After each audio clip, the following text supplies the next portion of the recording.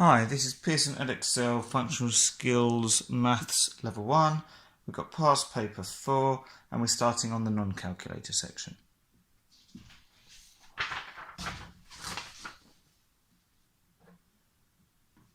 Section A, question 1. Sue has a new job. She wants to compare the cost of travelling to work by train with the cost of travelling to work by car. So we've got this table here. We've got by train, we've got the daily cost, and by car, we've got the weekly cost. Sue travels to work 5 days each week. She knows that it will be more expensive to travel to work by car. How much more expensive is travelling to work by car each week? Okay, well, we've got the car weekly cost, but we haven't got the train weekly cost. So if we can work this out, then we can work out the difference between them. And that will give us how much more expensive it is. Okay, so we know the cost of travelling by train is £11.50. And I'm going to ignore the decimal point for now. And we also know that she travels to work 5 days a week. So we want to multiply that by 5. So when I'm multiplying, I find it easy to ignore the decimal point and then put it back in afterwards. So we do 5 times 0 is 0. 5 times 5, we've got 5, 10, 15, 20, 25. So put the 5, carry the 2. 1 times 5 is 5, add the 2 is 7, and 1 times 5 is 5. So we've got 5750. Now, we do have to put that decimal point back in. So it should have been £11.50. Here, so that means we had 2 decimal places. So we've got to put the decimal point, starting from the end, back in 2 places. So 1, 2. So if we're making that £11.50, our answer is going to be £57.50. Now, so that can go in here. And it's money, so we've got to put 50, not just 0.5. They want to know how much more expensive is travelling to work by car. So car is 65. So we're going to subtract the cost of travelling to work by train. So that's £57.50. So we're going to take that away. Now we've got nothing to take the 50 away from. So what we can do up here is we can just put that £65 and 0 pence. Because now we've got something that we can use with the number below. So we've got 0 minus 0 is 0. 0 minus 5, well, we can't take 5 away from nothing. But what we can do is say, well, let's exchange one of these. So we reduce that to a 4 and pass the 1 over to here. So now we've got 10, take away 5 is 5.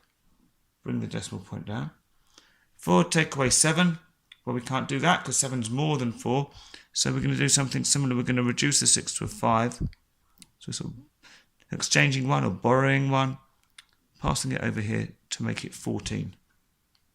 So 14 take away 7 is 7. And 5 take away 5 is just 0. We can pop that in there.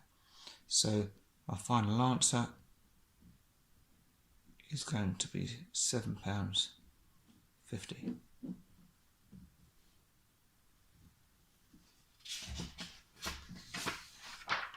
Question 2.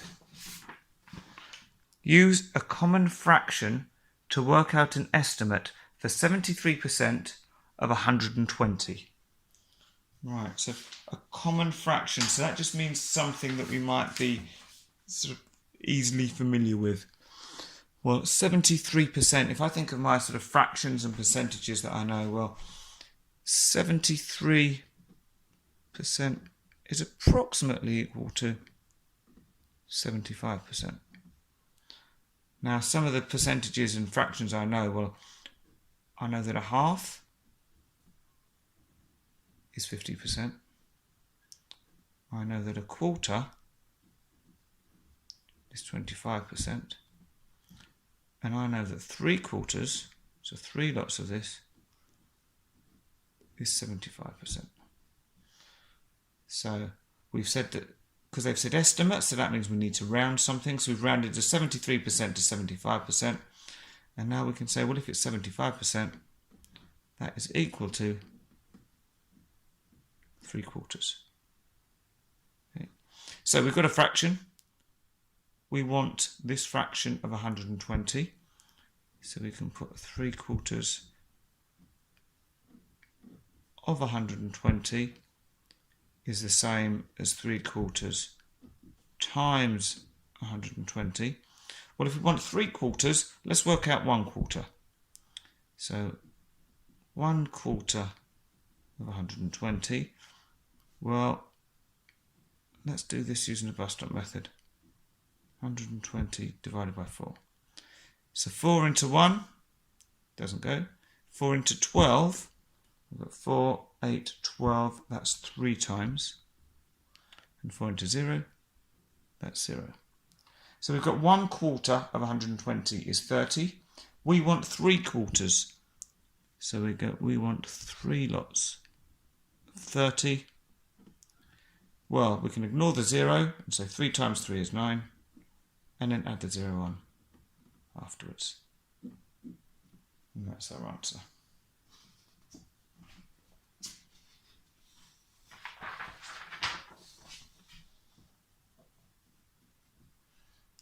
Question 3.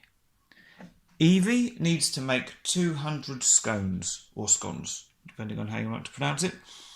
Her recipe uses 150 millilitres of milk to make 10 scones. How many litres of milk does Evie need for 200 scones? Right, well, we can do a little bit of sort of ratio for this, I suppose. So we can think milk, scones. Now we know when we've got 150 millilitres of milk, we can make 10 scones. We've got to get up to 200. So we want this to be a 200 here. So when we're dealing with ratio, we're saying, well, how are we getting from 10 up to 200? Or in other words, 200 divided by 10. Well, if we're dividing by 10, we just take a 0 off the end. So what we're saying is that 10 times, because we're left with 20, is going to give us 200. So if the scones are going up by a multiple of 20, the milk needs to go up by a multiple of 20. So we've got, or what we want to work out, is 150 times 20. Well, let's start off by saying, ignore the zeros and have 15 times 2. Well, I'll do this. Let's do this over here. 15 times 2. Well, 2 times 5 is 10. 2 times 1 is 2. Add 1 is 3. So 15 times 2 is 30. Then we add this 0 on. And then we add this 0 on. So we've got 3,000. And it was in millilitres. So we keep it there. And we can, just to be completely clear, we can write our final... Oh, actually, this is in millilitres. Now, if we want it in litres, so we can put 3,000 millilitres. Well, that equals, well, there's 1,000 millilitres in 1 litre. So we've got 3,000 millilitres. That's 3 lots of this times 3. So we need to multiply the 1 litre by 3. So 1 times 3 is just going to be 3 litres.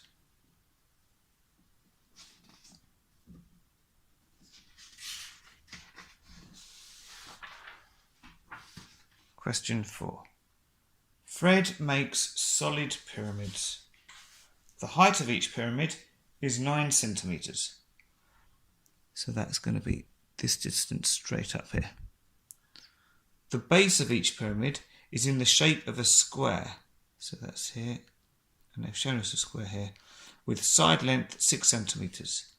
So because it's a square, if that's 6 centimetres, then that's going to be 6 centimetres.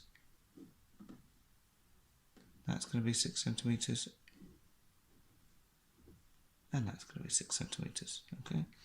Might be obvious, but it's good to mark this out. Fred needs to know the volume of one pyramid. He uses this formula to work out the volume of one pyramid. So we work out the area of the base, multiply it by the height, divide it by 3, you get the volume. Fred thinks that the volume of one pyramid is more than 100 centimetres cubed. Is Fred correct? Show why you think this. Okay, well, let's give it a try. First, we want the area of the base. Well, the area of a rectangle or a square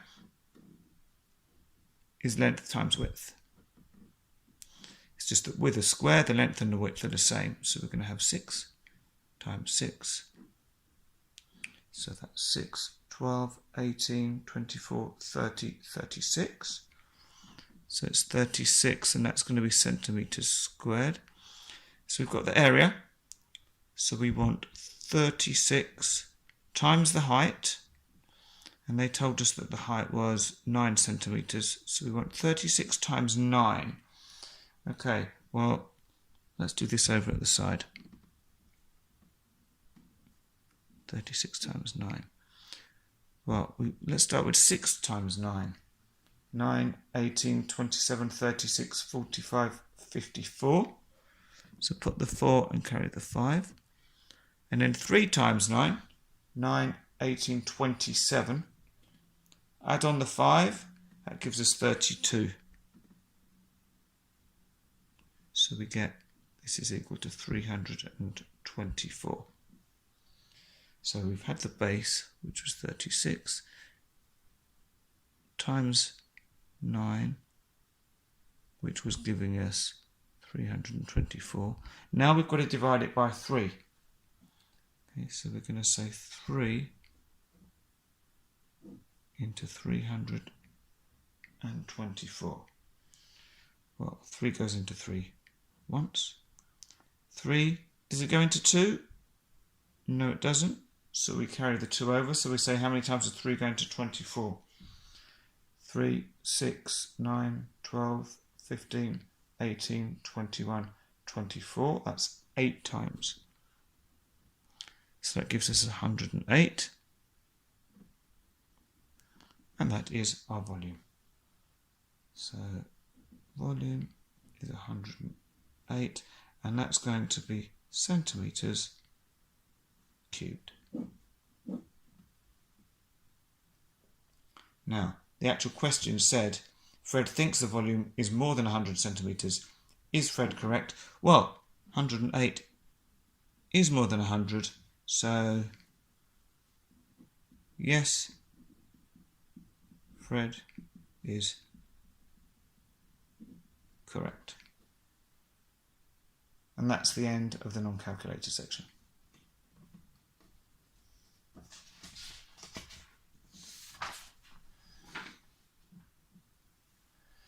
So now let's have a look at the calculator section.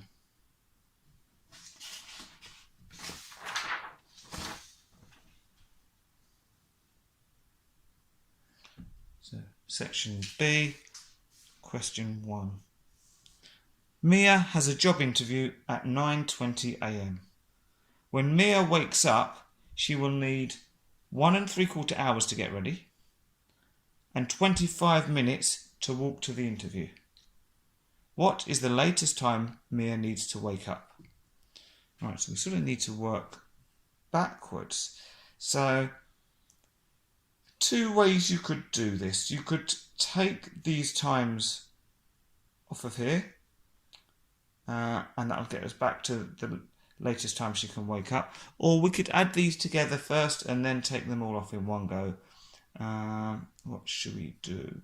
Well, actually, the first thing I want to do is I want to turn everything into minutes, because we've got this in 1 3/4, and that's just not, I don't know, it's not as tidy as everything else. This is in minutes, this is in time. So if we can try and have as few different units as possible. So let's get rid of the hours, and let's say, well, 1 3/4 hours.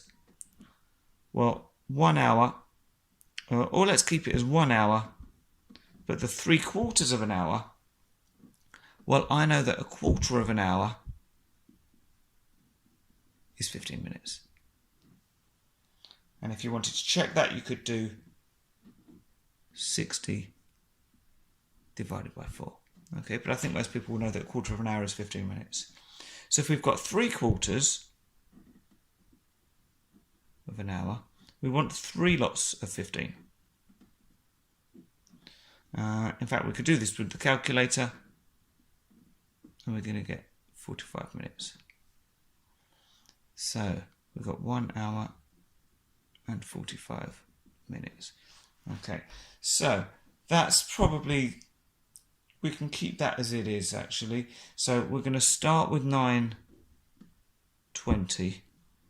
And I'll do the first way I suggested it. We can take these off separately. So first of all, we want to take away 25 minutes. Okay. Well, it's 9:20. If we took 20 minutes off, that would take us back to 9 o'clock. Then we need to take an extra 5 minutes. So 5 minutes before 9 o'clock would be 8:55. Again, we've got to remember there's only 60 minutes in an hour and not 100. Okay, so we've taken that off. Then we want to take off our 1 hour and 45 minutes. Well, 5 minus 5 is 0. 5 minus 4 is 1. 8 minus 1 takes us back to 7. So we've got 7:10, and it was in the morning. So we've got 7:10 a.m.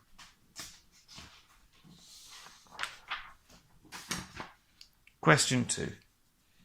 Jonathan is writing a report about recycling in the local town. In 2019, there were 2,170 people living in the town. Each person in the town recycled an average of 395.4 kilograms of waste. Jonathan knows that 1 ton equals 1,000 kilograms. How many tons of waste were recycled in the town in total in 2019? Give your answer correct to 2 decimal places. So we've got 2,170 people, and each of them are recycling 395.4 kilograms. So let's multiply these together. So 2170 times 395.4, and we get 858,018. So let's put our commas in. So 1, 2, 3, put a comma there. So we've got 858,018 kilograms. Now they want how many tons it is. Well, they're telling us 1 ton is 1,000 kilograms, so we now need to divide this by 1,000. So I've kept that answer in my calculator, divide it by 1,000, and we're getting 858.018. This is now in tons, but they asked us to round or give our answer correct to 2 decimal places. Well, these are the 2 decimal places, so we look at the next place. If it's 5 or more, which it is, we need to add 1 to this. So we're going to get 858.0, and that will become a 2 tons. Right. Actually, I'll write it down here as well, so we've got our answer in sight. And now they ask us to use estimation to show a check of your answer. So use estimation, so that means round. So if you remember, we had 2,170. Well, what's that close to? You could say it's close to 2,200, but this is an estimate. I'm going to round it even more. I'm going to say that's approximately equal to 2,000. And we also had 395.4. Well, I'm going to round that to a nice round 400. Okay, so we then need to multiply these two together, 2000 by 400. Well, we could use a calculator, but the point of an estimate is that you can do it quickly without a calculator. So 2 times 4 is 8, and then we've got 1, 2, 3, 4, 5 zeros. 1, 2, 3, 4, 5.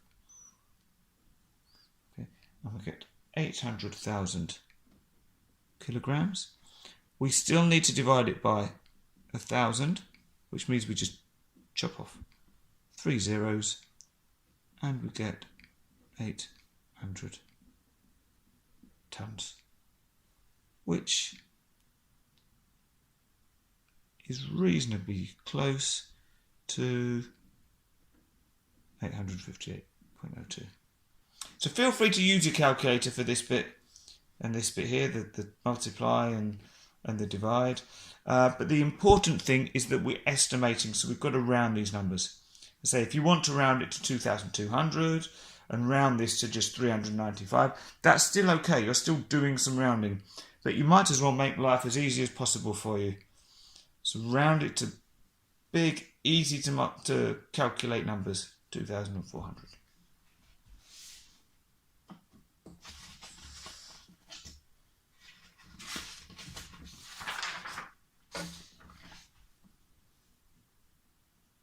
Okay, question 3. Layla starts a business making and selling scarves. The table shows information about the profit she makes in the first 4 months. So in month 1 she made a profit of £200. Month 2 she made £180. Month 3 profit of £220, and in month 4 £275. Draw a graph for this information on the grid below. Right, well they've started it off for us. Okay, so we've got profit going up here and months along here, 1, 2, 3, 4.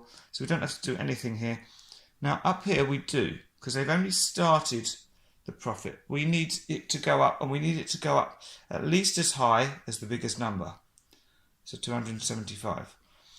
Well, if this one of these boxes here is 50, well then another one is going to be another 50.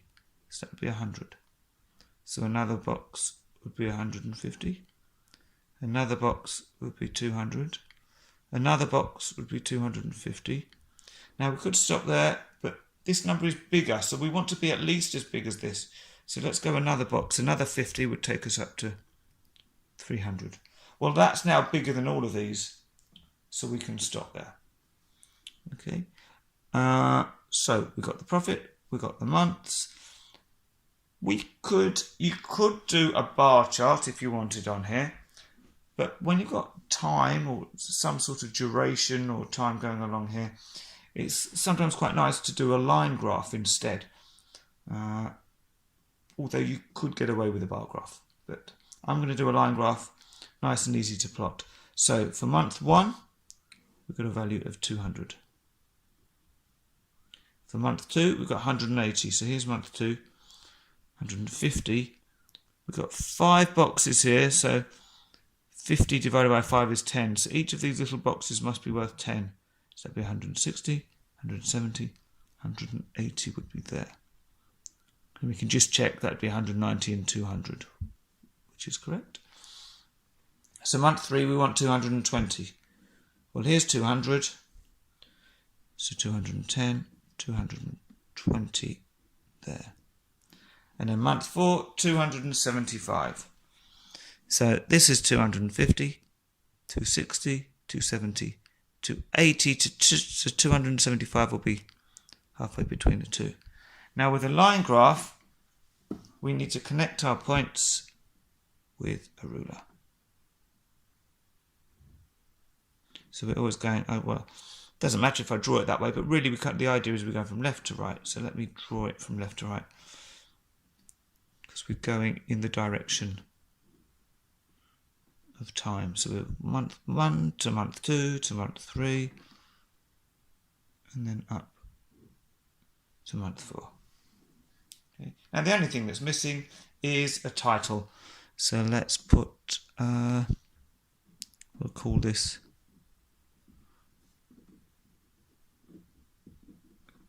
Layla's profit.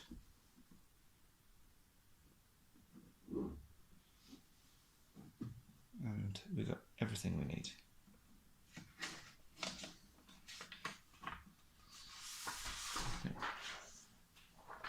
We're then told that Layla gives 120 scarves to shop A to sell and 152 scarves to shop B to sell. Shop A sold 15% of its 120 scarves. Shop B sold an eighth of its 152 scarves. Which shop sells the most scarves? Lots of words. What are they really asking us? Well, what they're saying is which is bigger, 15% of 120 or 1/8 of 152? Well, so this is going to be 15% of 15 out of 100 times 120.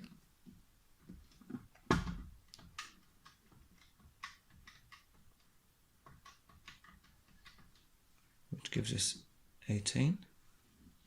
And an eighth of 152, well, 1/8 times 152. So we do 1 divided by 8 equals, and times that by 152, and we get 19. Oh, so they're pretty close. But which shop sold the most? It's this one. It's shop B.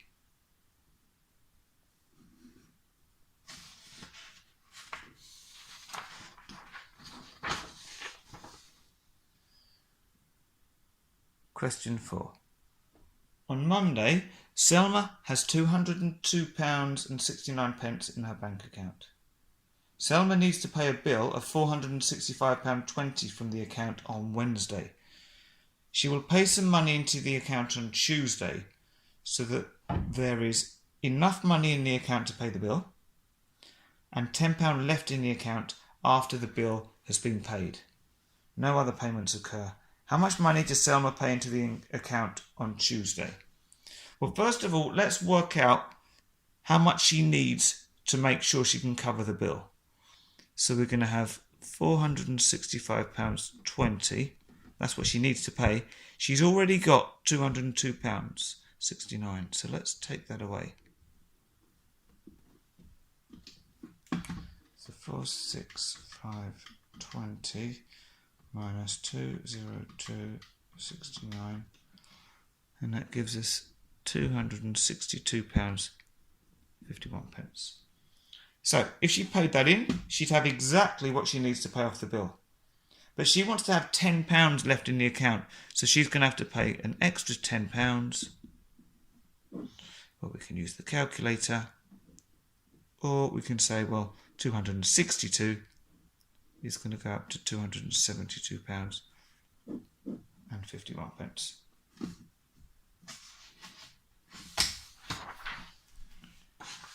Question 5. Kelly is designing a pattern on a grid.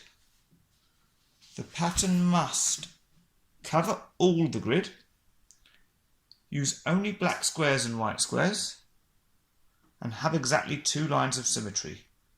Complete the pattern on the grid. Right, okay, so what lines of symmetry might we have? Well, I'm going to think, because it's a square, well, if it was a square actually has 4 lines of symmetry, down the middle vertically, down the middle horizontally, and the 2 diagonals. But I'm going to go for treating the shape as if it's got the vertical and horizontal line of symmetry. So there might be more than one way to do this question, but I'm going to go with what I think is the easiest way. So if we've got a line of symmetry down the centre, that means everything here has got to be reflected on the other side. So these 3 black squares would be reflected over here. And this one square here, well, we're going to miss one and then have it over here. Okay, so they're reflected. Now, that works for this line of symmetry. we've got this line of symmetry as well. So imagine that we're sort of folding this up to meet it. So these three would be reflected up here. This one would be reflected right across the line. And then these three are also going to be reflected up here. So this one would be reflected in the first square, this one reflected up here, and this one reflected up at the top. Then we're left with this one here. Okay, so we've covered the whole grid. We've used only black and white squares, and we've got exactly 2 lines of symmetry. Okay. Part B. Which one of these nets will make a cube? Right, so what they're saying is if we cut these out and folded them up, which one is going to form a cube? Well, let's think, what does a cube look like? Well, a cube looks something like that. Okay, it's a bit more of a cuboid, but you got the general idea. So, in fact, if I draw the dotted lines in the back, something like that. Okay, so we're going to have 4 squares going around the outside with 1 on the top and 1 at the bottom. Okay, so which of these is going to do that? Well, let's try and do it by elimination. This one is going to have our 4 squares that would wrap round the outside nicely, but then the top and bottom are both on the same side, so that's not going to work. B is actually very similar to A, it's just flipped over and twisted, so that won't work. C, well, we need our 4 squares to wrap around the outside. This isn't going to work for me here. If we fold this up, we're going to have this piece in the way. D, well, if we've got 1, 2, 3, 4 squares, they could go around the outside. Then this could be our top and fold down. This could be our bottom and fold up. So D is looking good. But let's just check with E. We've got 5 squares in a row. Well, if we folded those round in a row, we'd have too many. They'd overlap. We only want 4 in a row. So you can either go for the one that you're comfortable with, or you can have a look at all of them and try and rule in or rule out what might work.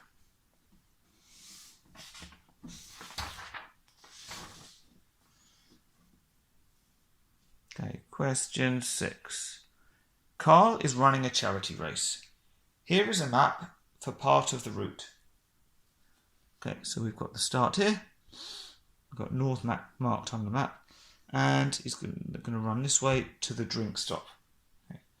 Carl wants to know the bearing of the route. Well, the bearing is the angle that if we start with north and then measure the angle round to where we're running to. So the angle is going to be that angle in there. Now, if we want to measure angles, and I'm saying angle a lot, we need to use a protractor.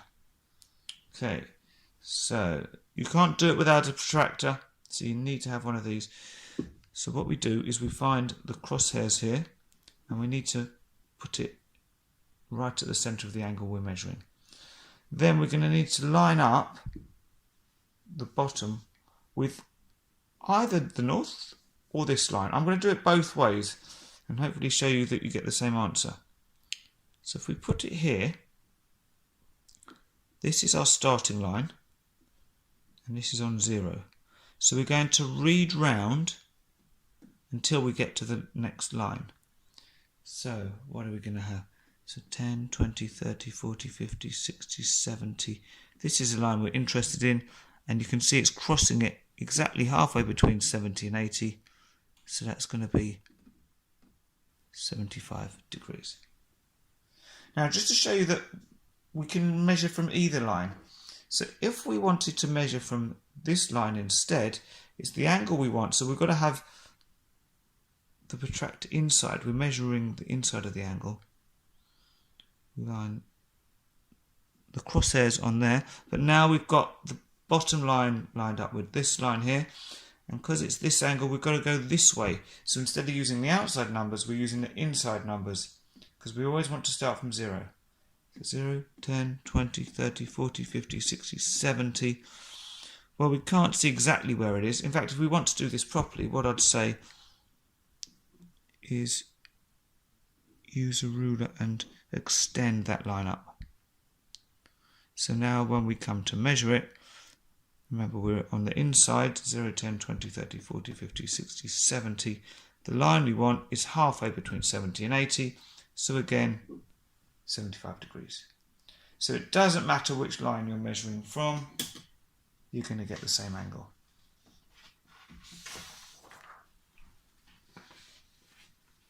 Right, so carrying on from that part, we've got Carl is running the race as part of a team. The table shows the running times for all the team members. So Brenda takes 47 minutes, Carl takes 42, Dylan 53, Ebony 40 and Fred 38, and that's all in minutes. Work out the range of the running times. Well, the range, or sometimes called the variation, is the biggest minus the smallest. What's the biggest number we got? 47, 53 is the biggest. And the smallest, 42 is smaller than that. 38 is the very smallest. So 53 minus 38, that gives us 15 minutes. So the range, so that means the difference between the shortest and the longest time. The same team ran the race last year. The mean running time for the runners in the team last year was 45 minutes. Carl thinks that the mean running time for the runners in the team this year is less than 45 minutes. Is Carl correct? Right, so let's bring this down. So we want to work out the mean. I'll do it up here so we can see everything. Well, the mean is the total, so all of our values added together, divided by how many there are, or the frequency. So we've got to add these all together. So 47 plus 42 plus 53 plus 40 plus 38 gives us 220. And how many have we got? Well, 1, 2, 3, 4, 5. So 220 divided by 5 gives us 44. And that's minutes. Carl thinks the mean running time for the runners in the team this year is less than 45 minutes.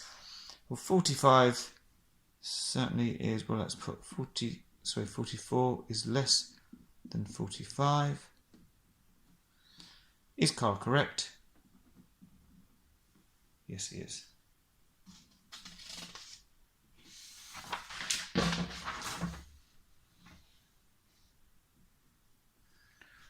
Question 7. Jasmine has an allotment. The allotment is in the shape of a rectangle. So here's our rectangle. We've got a length of 15.75 metres and a width of 6.2 metres. Jasmine wants to put a fence around the edge of the allotment. So we're going all the way around the outside. There needs to be a gap in the fencing of 1.5 metres for a gate. Fencing is sold in whole metres. Work out the length of fencing Jasmine needs to buy. Right, well, let's mark on our gate. I'm going to put a gate here. Call this gate. Okay. So we need to know how much fencing we need. So we need to know the distance all the way around this rectangle. Okay. However, this length here, we don't want all of the length because we don't need the bit of gate. So this length here is going to be 15.75 meters. Take away 1.5 meters for the gate. So 15.75 minus 1.5, which gives us 14.25 meters. And this width here will just be the same as it is over on that side. 6.2 meters, because we've only got one gate. Okay, we can put the gate wherever we want, but now we need to add these all up. Okay, so I'm going to say the distance around the outside, otherwise known as the perimeter, and I'll put excluding gate, is going to be 15.75 plus 6.2 plus 14.25 plus another 6.2. So if we add those all together, 15.75 plus 6.2 plus 14.25 plus 6.2, we get 42.4 meters. Okay, so that's the distance all the way around the outside. We're told fencing is sold in whole meters. Work out the length of fencing Jasmine needs to buy. Well, she needs 42.4 meters, but if they're only selling it in whole meters, well, we're going to have to go up to the next whole meter. Right. Now you might say, well, 42.4, we should round it down because it's less than 5. But if you only bought 42 meters of fencing, you're not going to have enough because we need 42.4. So we have to go up. Even though we don't need all of that extra, we're just going to have an extra 0.6 of a meter left over.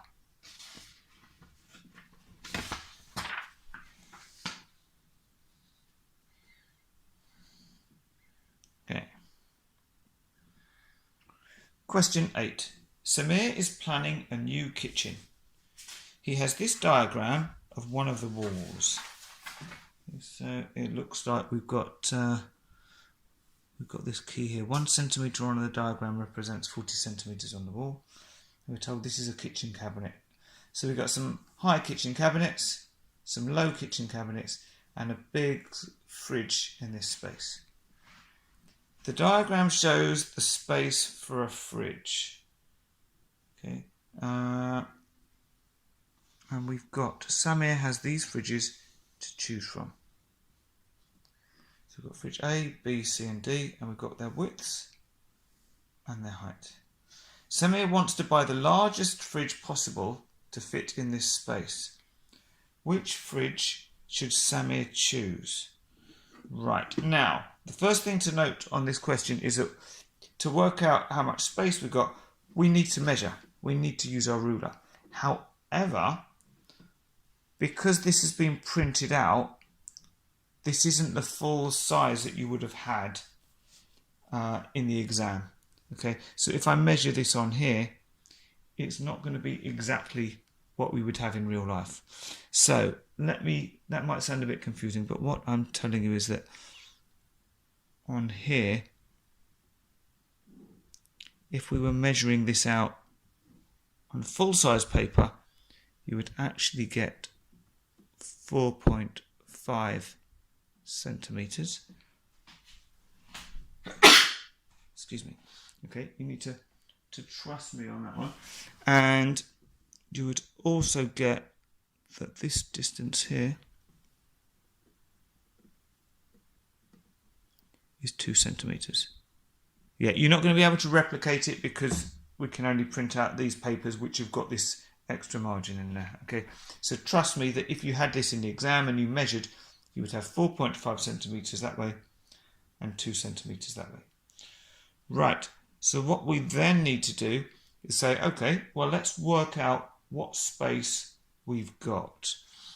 Well, if this is 2 centimeters and 1 centimeter represents 40 centimeters, Well, we're going to do 2 times 40, which is going to give us 80 centimetres, and we'll put in real life or full size. Okay, we can do the same with the 4.5 centimetres. If it's 4.5 centimetres in the picture, we need to multiply that by 40, because that's what they tell us in the key. So times 40, and we get that this is actually 180 centimetres in real life. Okay, so we've got a space which is 80 centimetres wide and 180 centimetres tall, and we've got to choose which fridge to pick. Well, first of all, let's try and see if there's any that we can rule out.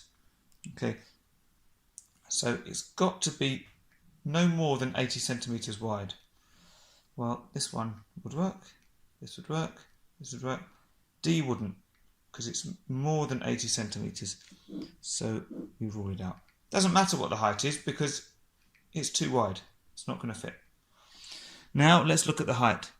So the height, we've got a space of 180 centimetres. So anything more than that isn't going to fit. Okay, so 182, it's not going to work. It's more than 180. So we've got either B or C. Samir wants to buy the largest fridge possible. Okay, well, we could work out the area of the two fridges, assuming that the depth is the same. We don't know about the depth, we have to see they're the same. Or we could say, well, the width of C is more than the width of B, and the height of C is more than the width of B. So we actually don't need to bother doing any measuring. We can just say choose fridge C. So if you wanted to work out the area, we could multiply them together and would still get that this would be bigger than this.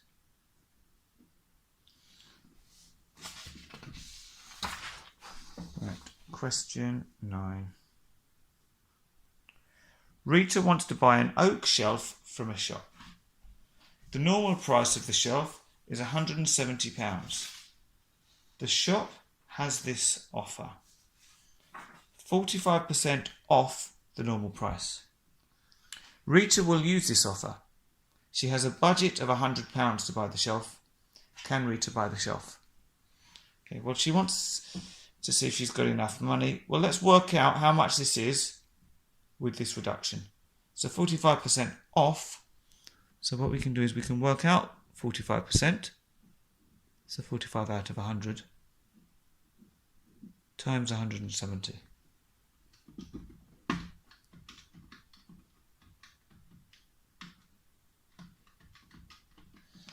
And that's £76.50 that we can take off. So we can do 170 minus £76.50. Put that in the memory. 170 minus memory recall. That gives us £93.50. She's got a budget of £100. Well, that's less than £100. So can she buy the shelf? Yes, she can. Now, I just want to show you a little bit of a shortcut you could do. Now, if it's 45% off the normal price, well, you can think, well, what percentage is left? Well, we start with 100%. So if we take off 45, we get 55. So in other words, what she pays is 55%. So you could then divide that by 100, multiply it by 170, and that would get you straight to the answer. Okay, remembering to put the 0 because it's money. If you don't quite get this, don't worry about it. If you do, then it's useful as a little shortcut. It means you only have to do one step instead of 2. Okay. So, let's have a look at part B. Use a reverse method to show a check of your answer. Well, let's just remind ourselves that we had £93.50. So a reverse check means we're working backwards. So we had 170, we took away £76.50 to get to our answer. So a reverse check means you start with your answer, £93.50. And we'd taken £76.50 off to get there, so we're going to add back the £76.50. And if we do that, £93.50 plus £76.50, we get £170. We can then go one step further and say, well, what did we do to get to the 170? Well, actually, no, that's absolutely fine. I would say that's sufficient. And we can leave it there.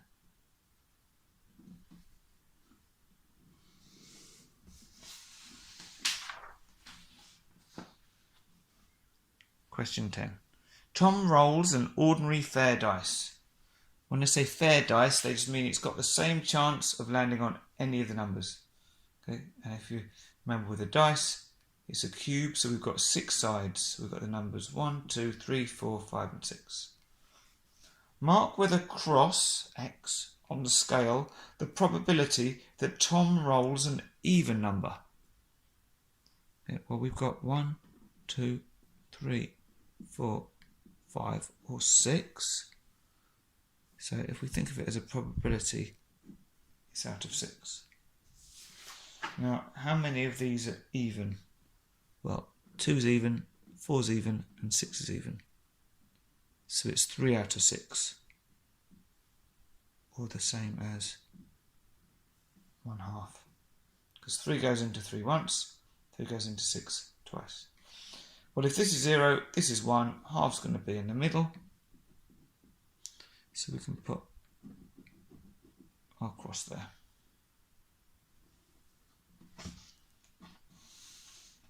Okay, part B. Tom has a fair dice with 12 faces of equal size. There is one number on each face. The numbers are 1 to 12. Tom rolls the dice and looks at the number on the top face. What's the probability that this number is more than 5? Okay, well, let's think. We've got 1, 2, 3, 4, 5, 6, 7, 8, 9, 10, 11, 12. So think of our probability. It's going to be out of 12 because there's 12 possible numbers. We want it more than 5. So it could be 6, 7, 8, 9, 10, 11 or 12. So 1, 2, 3, 4, 5, 6, 7 possible numbers. So it's going to be 7 out of 12, or 7/12.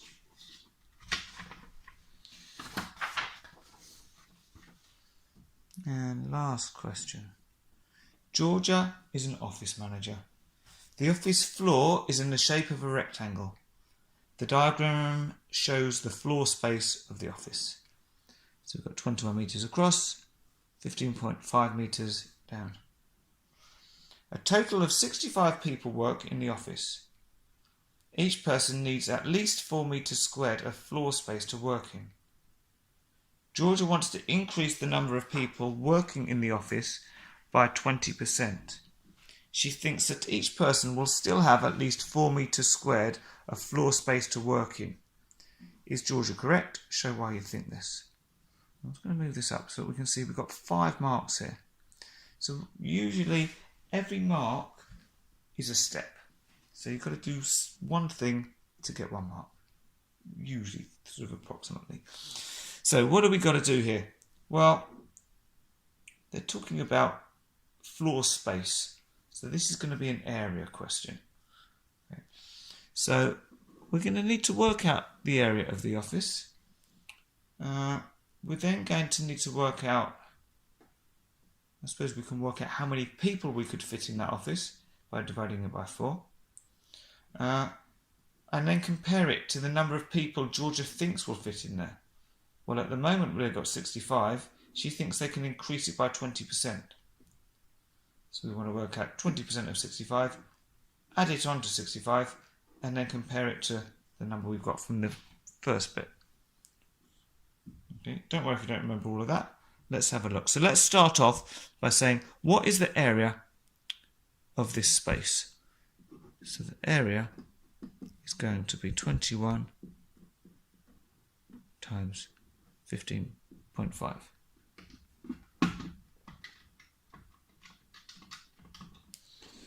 Okay, so we've got 325.5 meters squared. Okay, well, let's say, right, if that's the area and each person needs at least 4 meters, well, how many people can fit in there? Well, if we divide it by 4, we've got 81.375, so that means 81 people will fit. Because you can't have 0.375 of a person, so only 81 people. Okay, right, at the moment they've got 65 people. She wants to increase the number of people by 20%. Well, let's work out what 20%, or 28 of 100, of 65 is, first of all. So 20 divided by 100 times 65, that's an extra 13 people. Well, if we start with 65 and we're adding on 13, that means there's a total of 78 people. So, she thinks each person will still have at least 4 meters squared. Well, she wants 78 people. We actually think that 81 people will fit. So we can say 81 is greater than 78. So is she correct? Yes. Okay. What we could do slightly differently, this is absolutely fine what we've done here. We could say, well, if there's 78 people, we could multiply that by 4 to find out how much space we would need for those people. So we'd need 312 meters squared. We could then compare that to the 325 that we've actually got and say, well, we've got more than what we need. So whatever way you look at it, yes, she's correct. We can fit the people in. And that's the end of the paper. So I hope you found it helpful. Please like, subscribe to the channel, make sure your notifications are on so you get updates as I upload more videos. Provide any comments, ask any questions, and hopefully see you again soon. Thank you.